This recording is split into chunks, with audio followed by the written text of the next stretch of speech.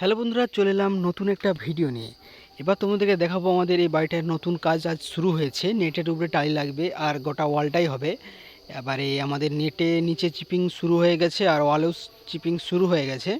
এবারে দেখাবো আমাদের ওয়ালটা ড্যাম ধরে গেছে। যে ড্যামটা কেন আসে তোমরা অনেকে জানো না, যে অনেক ভালো ওয়াল প্লাস্টার করার পরে জলের যে সমস্যাটা, এই জন্য আমাদের ওয়ালে ড্যাম ধরে যায়।